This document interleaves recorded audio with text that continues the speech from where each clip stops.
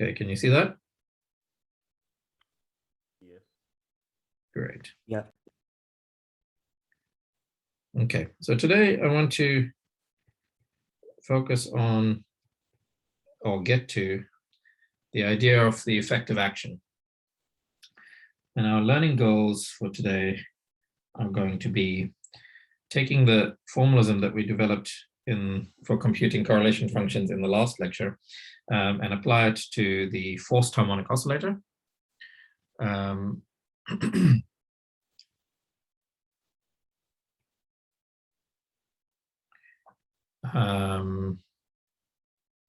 so the forced harmonic oscillator. And this will lead us to the idea of different propagators.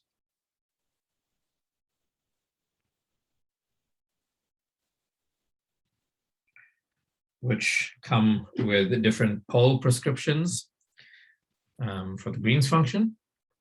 And then we will talk about the idea of the effective action,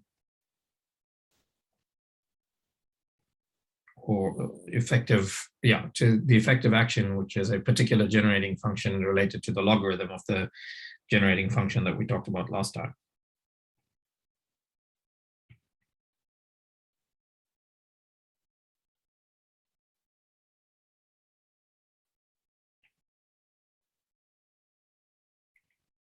So if you're familiar with the literature on quantum field theory, the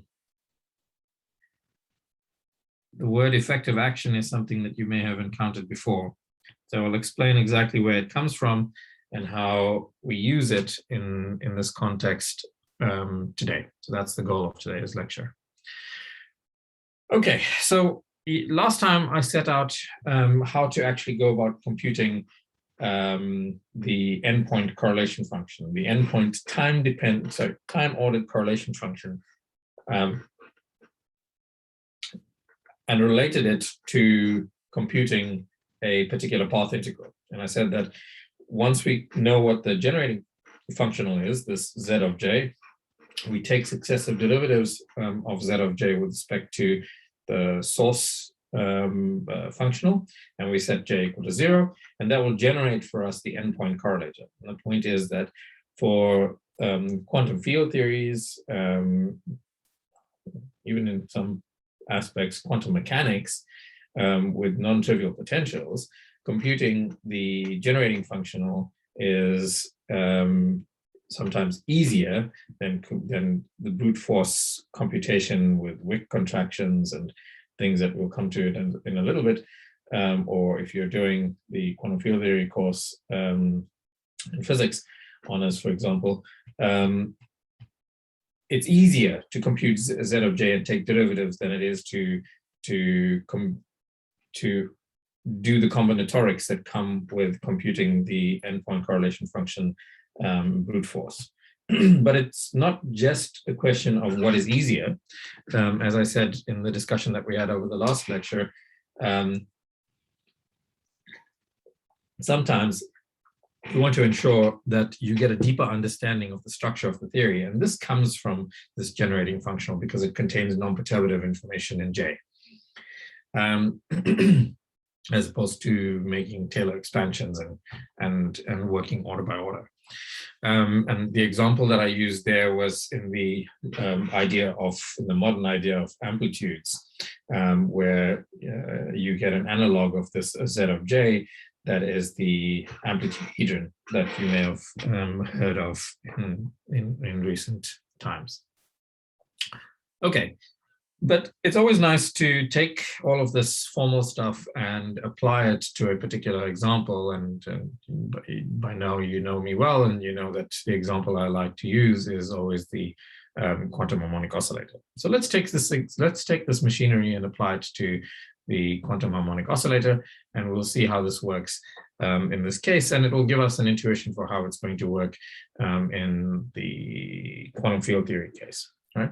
So to the end that we want to display this machinery, let's consider the following action. So consider the quantum harmonic oscillator.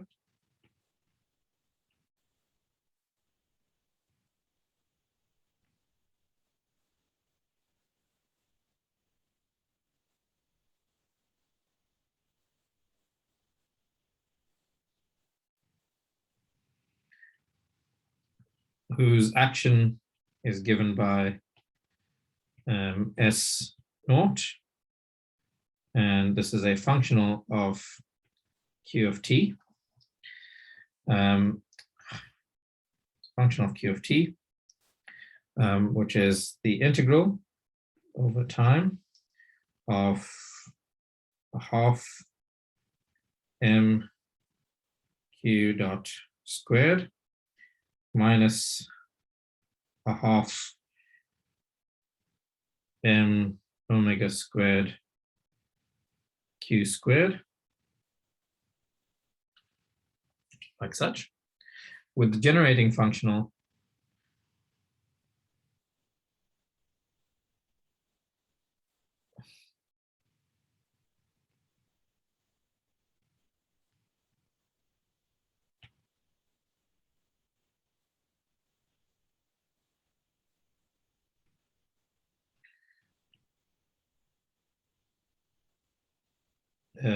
z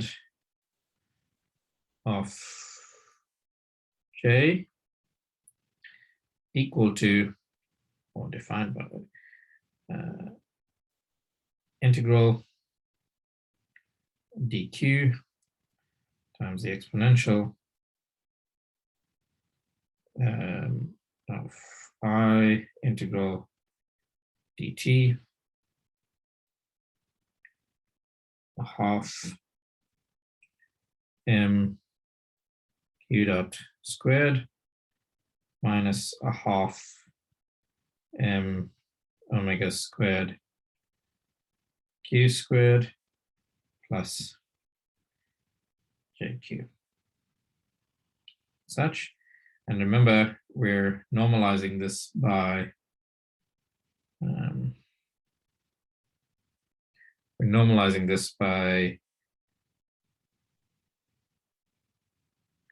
the integral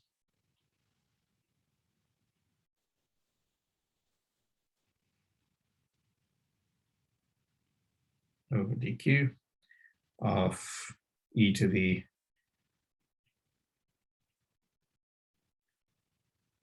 I s naught. Okay, so in this case, there's a path integral in the numerator and a path integral in the denominator. Clearly, the path integral in the denominator is the one that's that we've already done. This is the path integral for the harmonic oscillator. We've done it, we know the answer. It turns out this answer is not going to be relevant for what we want to do going forward. So the non-trivial physics in this problem resides in the numerator. So let's call this numerator. I'm going to define just the numerator here. I'm going to define just this guy here. Yeah, really? Sorry.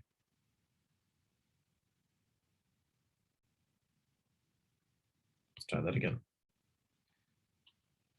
I'm going to define just this numerator as n naught. Okay. So we would like to study this path integral in the numerator n naught.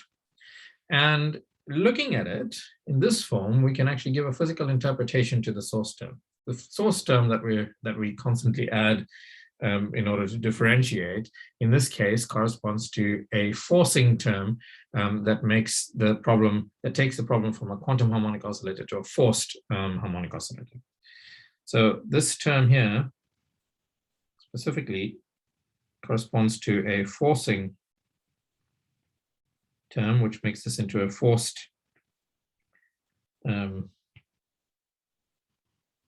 forcing term. for the harmonic oscillator, right? So clearly we're going to be looking at a harmonic oscillator that has some external driving to it. And we're interested in how that driving affects things. So as usual, what we want to do here is make a change of variables. So we're going to change variables from Q of t to some shifted Q of t, where we shift by the classical solution by the solution of the classical equations of motion. So let's change variables.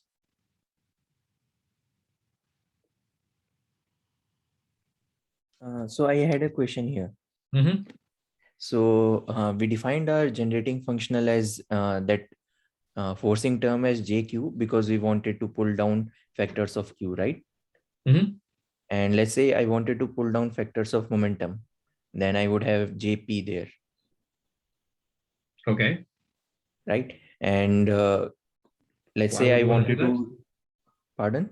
Why would you want to do that? To basically rederive the uncertainty relation between X and P. Oh, But okay. then the ordering wouldn't matter here, right? If we pull down the Q's and P's and then Mm-hmm. subtract, then it's going to be same ordering. Then isn't it going to be 0? Isn't what going to be 0? The commutator between X and P. I'm not sure I understand your question. So my question is like, could you go back one slide? Okay.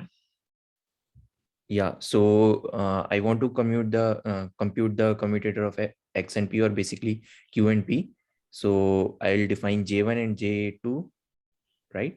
Or how would I pull down the factor of P? I will have JP there instead of JQ.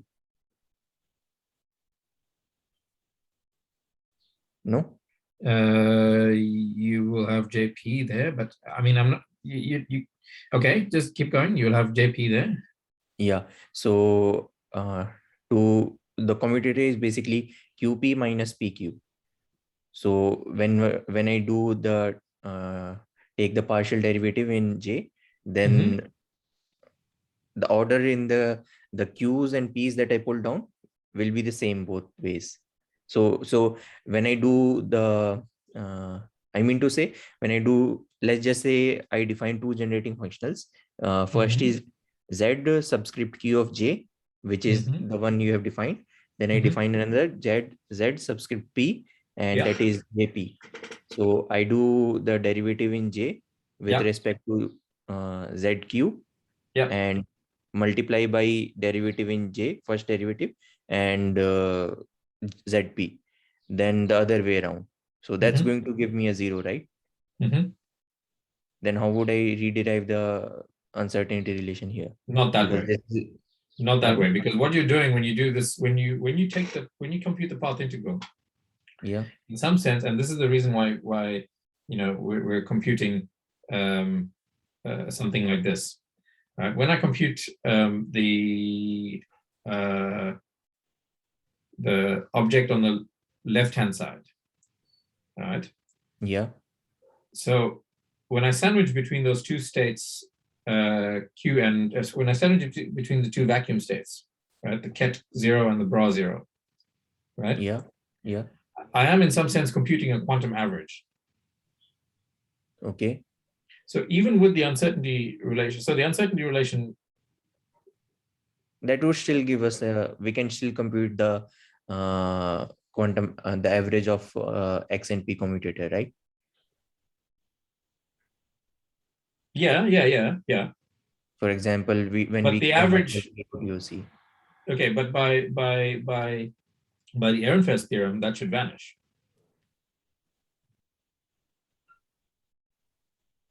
Okay, wait. Sorry, What you want to, okay, in the uncertainty relation, you want to compute not X commutator P. You want to compute you want to compute delta X multiplied by delta P.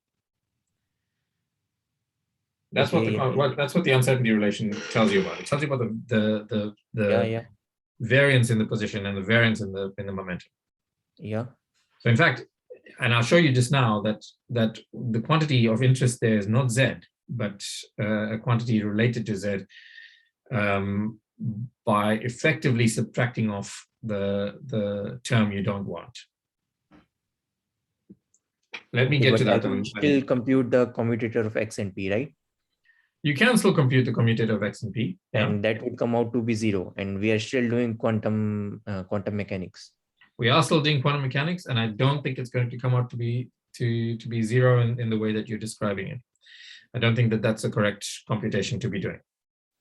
Okay. So I'll look at again, think about it again. Yeah. Thank you. Okay. Where were we? Okay, so we're going to change variables from y of t to q of t minus the classical solution. So this guy here, this quantity here is the solution to the classical equation of motion.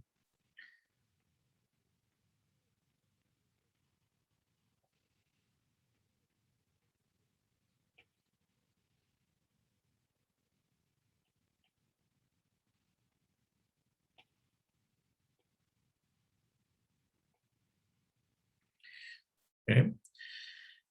The classical equation of motion here is what I get from varying the harmonic oscillator action, and it is nothing but Q classical. In other words, Q classical solves the equation Q classical double dot plus omega squared Q classical equal to 1 over m times this source function on the right-hand side, j of t.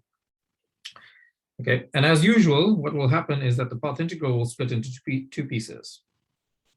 So with this, the path integral splits in two pieces. One piece is a path integral over the y's, which is j independent, and the other piece is an exponential piece that's not a path integral, it's just an exponential. It does depend on j. In fact, it contains all the dependence on j, but it is not a path integral.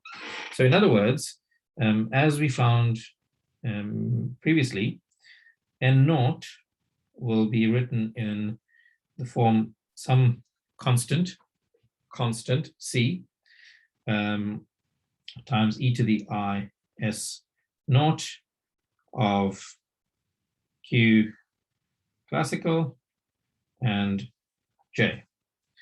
Now, this guy here is a path integral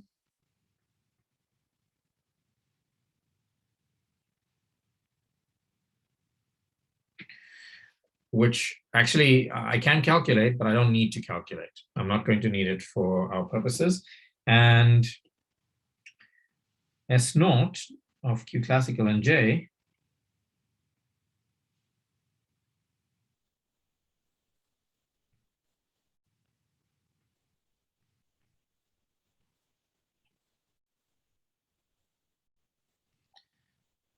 is equal to the integral of a half m q dot squared minus a half m omega squared q squared, so q classical, plus j q classical. And then, of course, I can integrate by parts and use the equations of motion to write this thing as a half integral of j of t q classical of t. Okay. All right. The classical solution itself, this q classical, we can determine as usual by Green's function solutions. By Green's function solution. That works as follows. The Green's function that's associated to this classical forced harmonic oscillator satisfies, so we can solve, let's write this, and we solve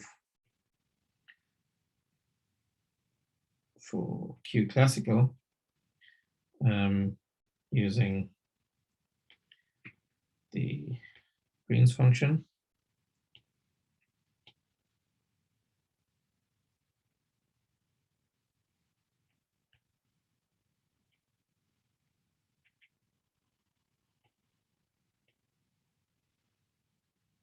G of t prime,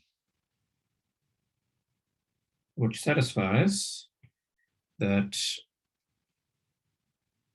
d2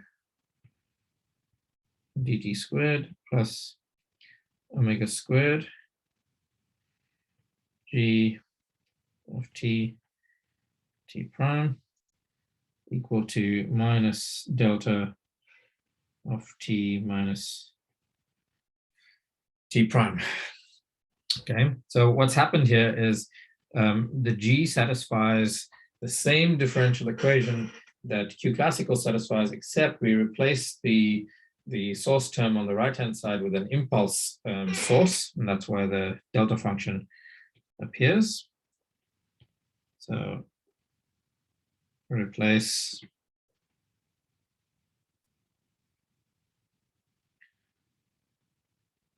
the source term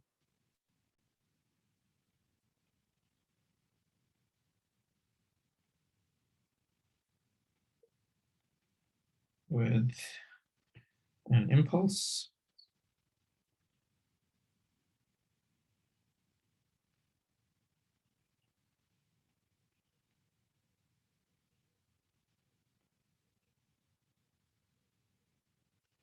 Source term, and solve that equation. And we can solve this equation by Fourier transforming. So the Fourier transform, just I'm going to leave this as an exercise for you. It's not too difficult. Basically, you define g of t. You take the Fourier transform. You define some function g tilde of t. You transform the equation into a algebraic equation, and then you invert the transform. In fact, let's just do it. So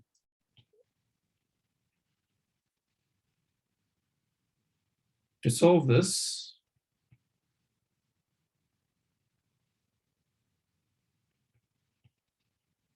define the function g of t as the integral from minus infinity to infinity d e over the square root of 2 pi e to the minus I e t g tilde of e. So here I'm using e conventionally because the energy is taken to be canonically conjugate variable to time, but this is just basically Fourier conjugate variables. And with this, we'll find that the differential equation becomes the following differential equation in energy space. You get that minus e squared plus omega squared on g tilde of e t prime.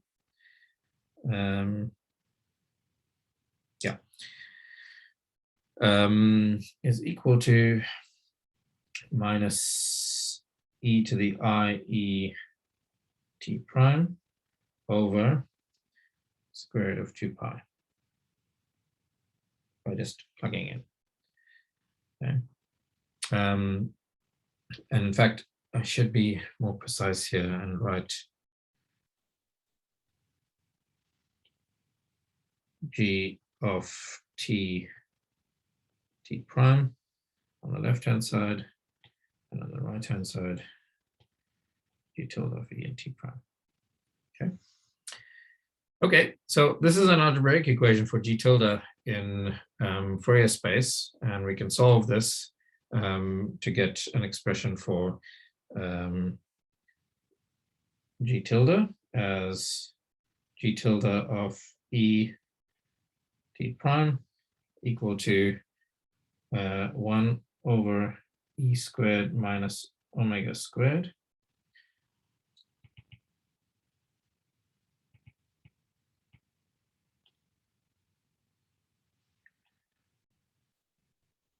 e squared minus omega squared, e to the I e t prime over square root of 2 pi. Sorry, if you want to check that. And then inverting the Fourier transform to solve for g, so that g of t prime is just integral from minus infinity to infinity d e over root 2 pi times e to the I e minus I e t minus t prime over e squared minus omega squared. Now, and this is the thing. We have an integral representation for the Green's function. Well, the problem with this is that unlike in the Euclidean case we studied in the past, this integral will diverge. And the reason the integral diverges is that unlike in the Euclidean propagator, where we had a plus here, the minus here, and the fact that we're doing the integral over the energy, E, puts the poles on the integration contour. We have to integrate from minus infinity to plus infinity along E, but they're poles at plus and minus, omega on the integration contour. So in the Euclidean case, the poles were on the imaginary axis. And if the pole's on the imaginary axis and we're integrating along the real axis, then we just close the integration contour in an appropriate way, depending on the pole we want to pick. We pick the pole, we use the residue theorem, and that'll give us the answer. When you have the pole on the contour of integration, then we're going to run into divergences with this integral. And how we deal with those divergences is the key to what comes next. Any questions? So note here, the poles at plus minus omega lie on the integration contour.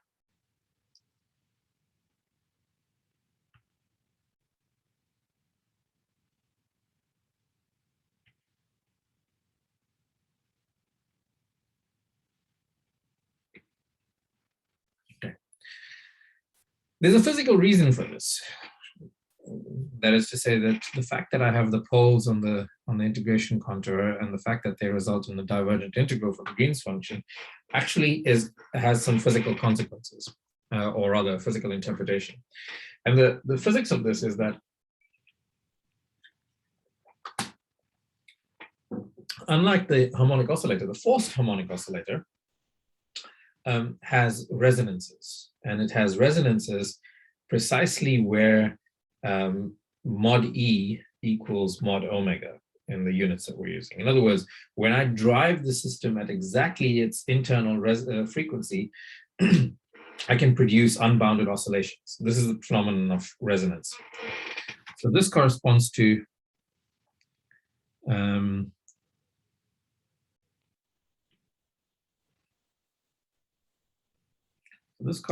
the resonances in the forced harmonic oscillator.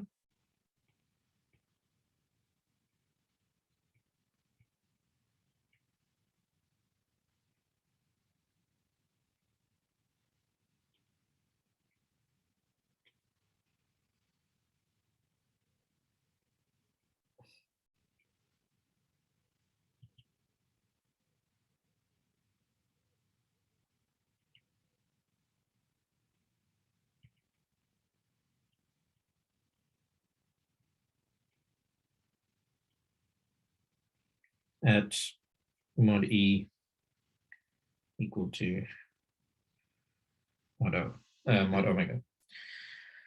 So if I drive the system at precisely the internal frequency, then I can hit these resonance modes, and that'll cause a divergence in the system, which is an unbounded oscillation of the oscillator.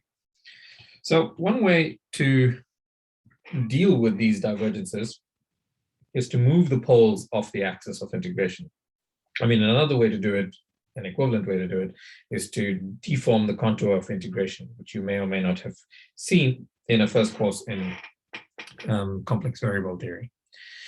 But let's think about it as follows. What we want to do here is deform the expression, the integral representation for the Green's function in such a way that we move the contour, we move the poles off the axis of integration. So let's draw a picture here and see what we're talking about. So this is in a complex energy plane. And this is the real axis for the energy. We have two poles in this problem, at plus or minus omega. Note them here. So this is the one at minus omega, and this is the one at plus omega. And at this point, we have a couple of different options. Either we can move both poles into the upper half plane, like that, by giving both poles a small amount epsilon in the imaginary direction, in which case we get what's called the advanced propagator. So these are what we call pole prescriptions.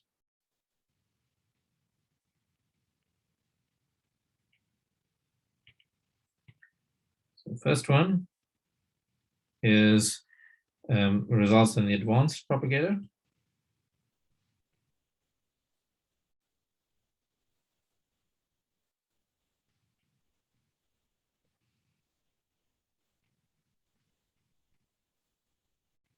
And the advanced propagator has an integral representation, let's call it GA for advanced, t minus t prime, equal to the limit as epsilon goes to 0 of the integral from minus infinity to infinity dE over 2 pi e to the minus I e t minus t prime over, and here's our prescription. We shift the pole into the upper half plane by adding an I epsilon, by adding a minus I epsilon to E in the denominator, minus omega squared, like such. And the resulting propagator is what we call the advanced propagator. Another option is I could move both poles into the lower half plane. So instead of moving these poles up by some amount epsilon, I could move them down by some amount epsilon into the lower half plane.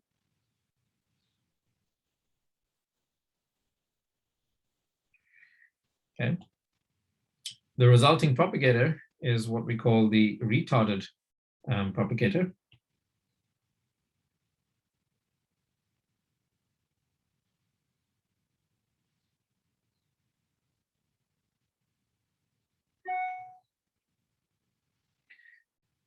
And the retarded propagator takes the form GR for retarded, t minus t prime, equal to the limit as epsilon goes to 0 of the integral minus infinity to infinity dE over 2 pi e to the minus I e t minus t prime all over E plus I epsilon squared minus omega squared. The retarded propagator is something that comes up very often in dealing with non-equilibrium systems. Essentially, the retarded propagator is the propagator that you want to compute in order to see how such systems respond to perturbations. Okay. On the other hand, instead of moving both of them in the same direction, I could move one up and one down. So, for example, if I move the left one into the upper half plane and the right one into the lower half plane. Sorry, just give me a second. If I move the left one into the upper half plane and the right one into the lower half plane,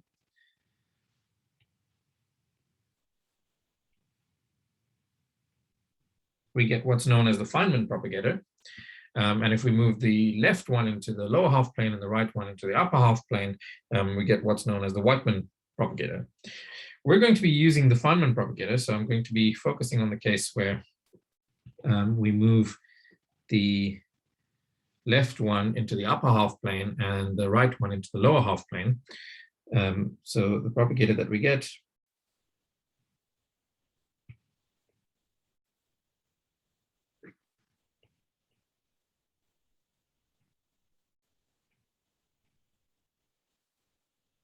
is the one that would look like this. G, F for Feynman is the limit as epsilon goes to 0 of the integral from minus infinity to infinity dE over 2 pi e to the minus I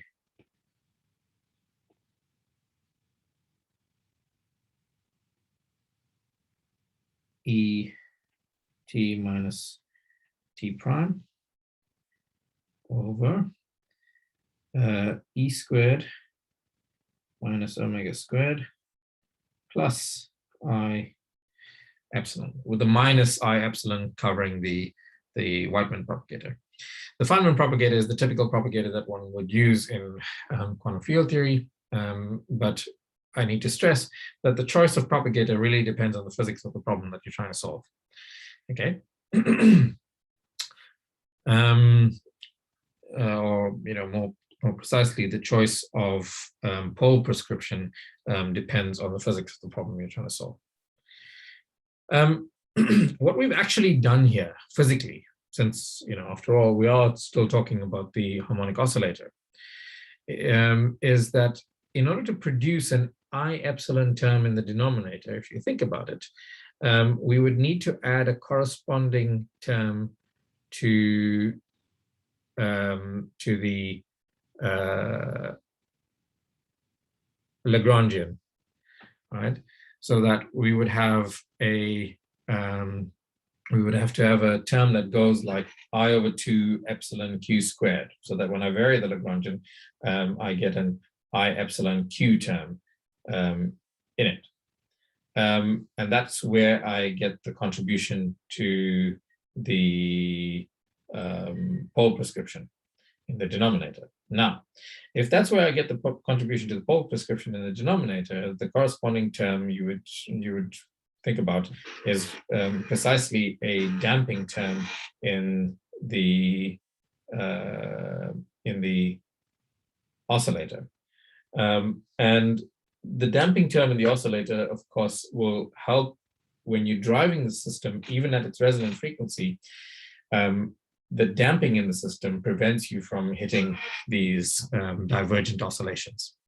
So the pole prescription corresponds to the adding of a damping term to the harmonic oscillator, so that we go, remember we started off with the quantum harmonic oscillator, we went to the forced harmonic oscillator with the source term, and now we're at a damped forced harmonic oscillator.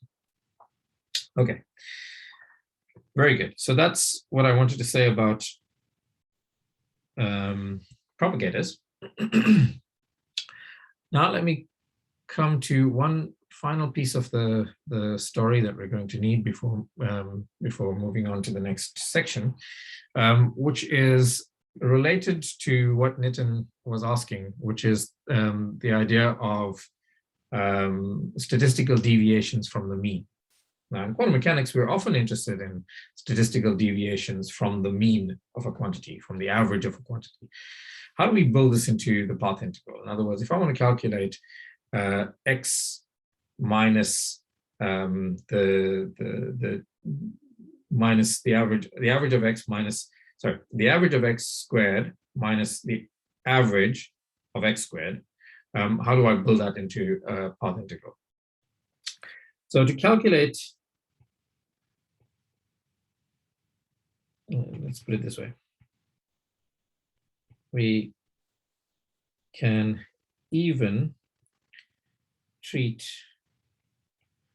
statistical deviations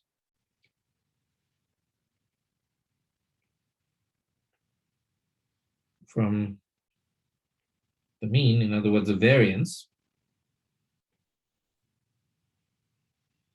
in this path integral formalism.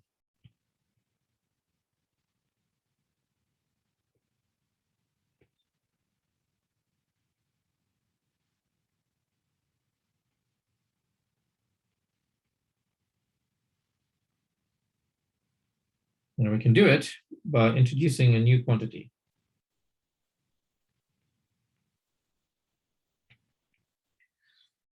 I'm going to define a new functional, and I'm going to call it W.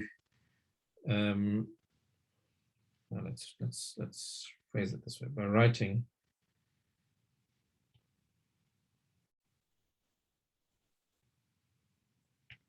I'm going to write my generating functional z of j as e to the I times some other generating functional w of j, like this. In other words, that w of j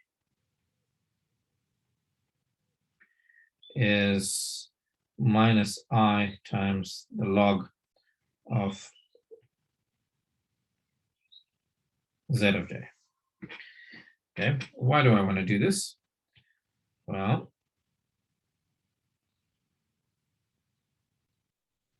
notice the following. Since the path integral is proportional to the exponential of the classical action, right? And then I have to integrate out over all the fields in the problem. This guy here is typically called the effective action for the system.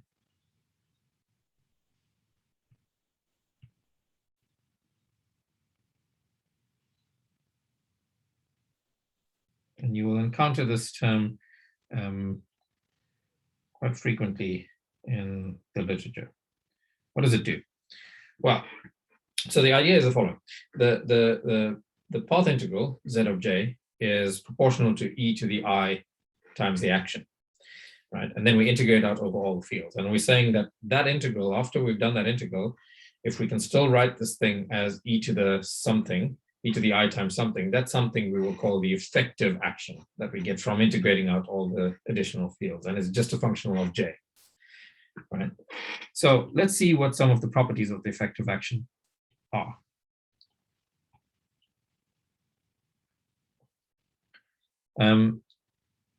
So firstly, note the following.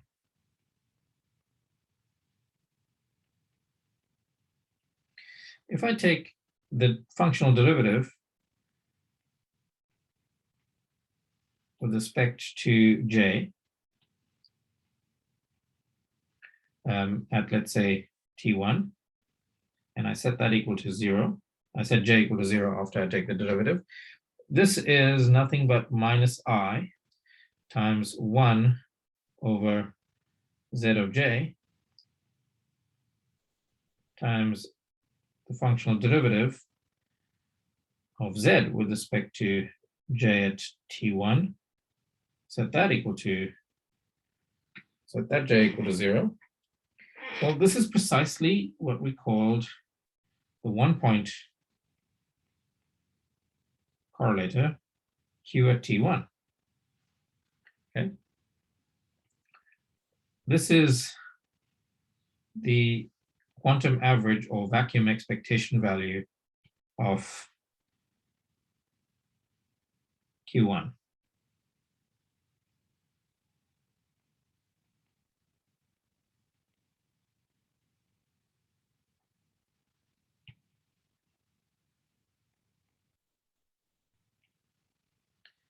Okay. Let's take another derivative. Well, if we take another derivative, we get the following. We will find, in fact, I want to reorganize this a little bit. Let's delete this. So this here is the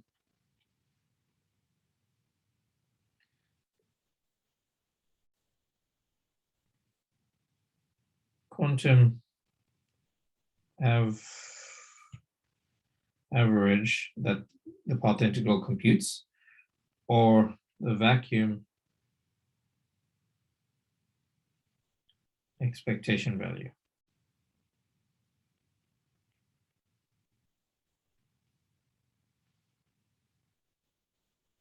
In other words, it's the expectation value of the operator Q of T1 in the quantum in the ground state of the theory.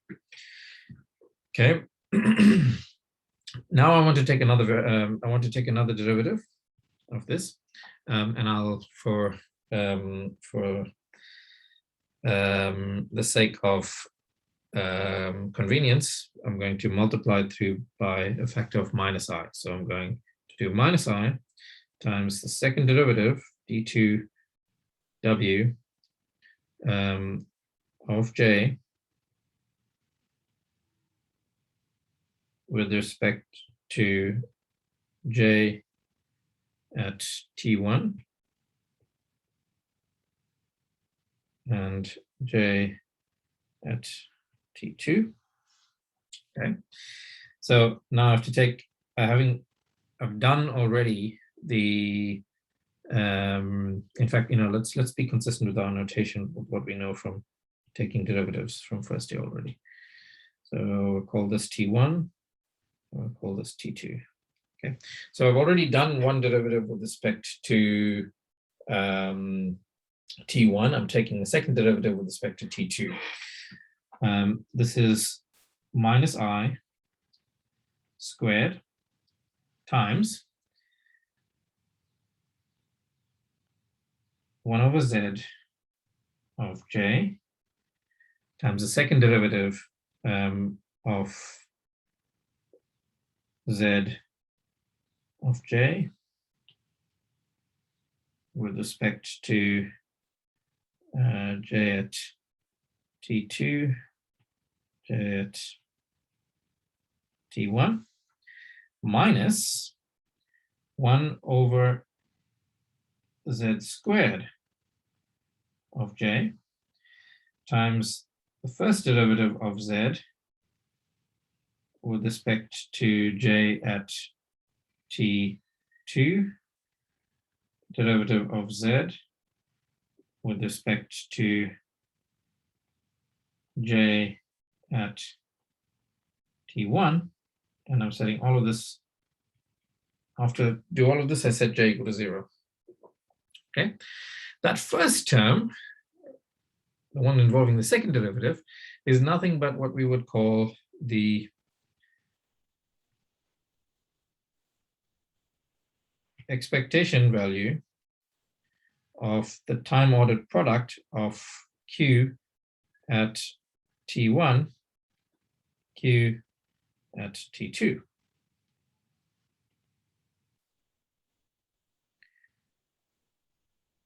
Okay, and again, I'm just taking the expectation value in the vacuum. The second one is the product of two expectation values, two vacuum expectation values. One, Q at T1, and the other one, Q at T2. So these are both 1-point functions. And you can show that you can write this combination as the vacuum expectation value of the time-ordered product of Q at T1 minus the 1-point function of Q at T1. So Q at T1 minus its mean times Q at T2 minus its mean.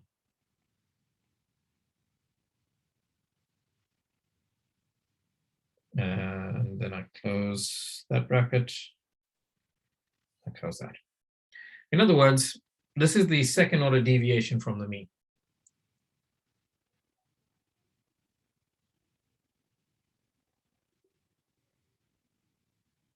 This is the second order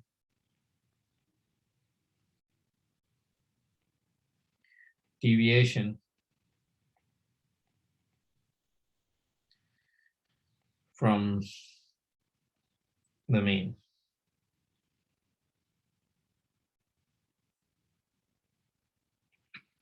Okay, this is exactly how you would compute the variance or the deviation from the mean.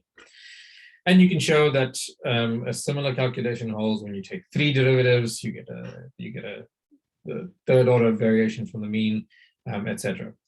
And in quantum field theory, we're going to see shortly that W of J, this effective action, is actually the generating function for the so-called connected vacuum Green's functions, or because we're going to come up with a diagrammatic notation to help us compute these integrals that goes by the name of the Feynman diagrams. We're going to see that W of J computes for us all the connected Feynman diagrams, connected in a topological sense. Okay, so this is where I wanted to stop here. Actually, let me make a note of that last point.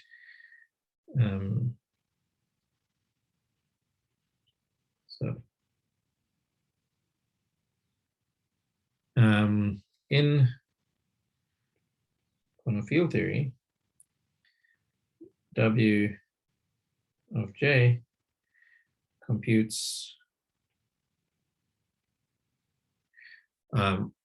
all the connected vacuum Feynman Green's functions.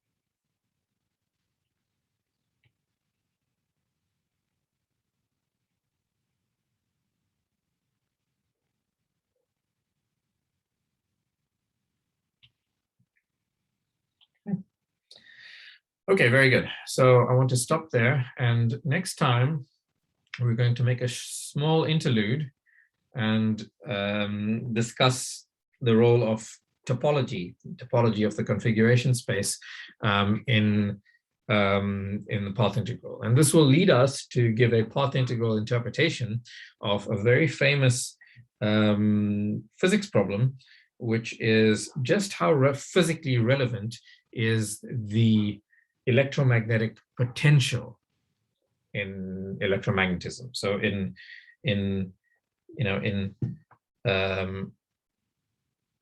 first year physics already, we learned that